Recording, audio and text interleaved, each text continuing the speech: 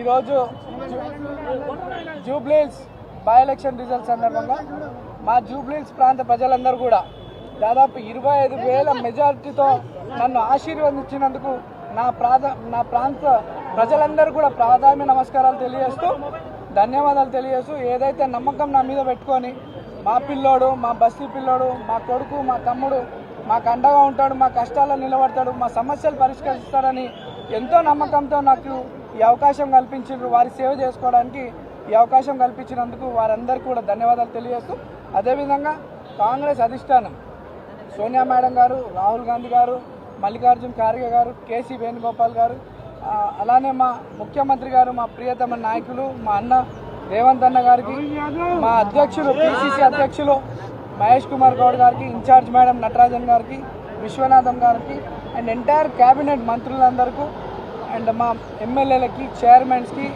మా party corporators, స్థానిక కార్పొరేటర్స్కు, ప్రతి ఒక్క కార్యకర్తకి ఎంతో కష్టపడ్డందుకు వాళ్ళందరూ కూడా ధన్యవాదాలు తెలియజేస్తూ మరి మా పార్టీ పెద్దలు నా మీద నమ్మకం పెట్టుకొని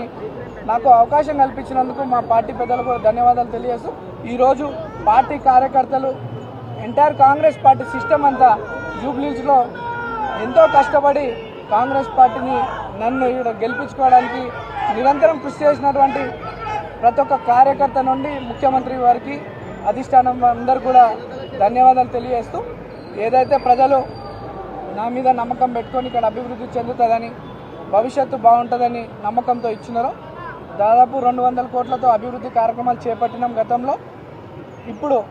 ఈ యొక్క ఇంత మంచి ఆశీర్వదించారు పెద్దలు ముఖ్యమంత్రి గారి దృష్టికి మా ప్రాంత సమస్యలన్నీ కూడా తీసుకెళ్ళి అన్నీ కూడా శాశ్వత పరిష్కారం చేయడానికి నిరంతరం కృషి చేస్తా. ప్రజల్లో అంటే గతంలో బీఆర్ఎస్ వాళ్ళు గెలిచినప్పుడు కొన్ని కక్షపూత రాజకీయాలు చేస్తుండే, నవీన్ యాదవ్ దగ్గర అటువంటివి ఉండవు. నవీన్ యాదవ్ ఈ రోజు వరకే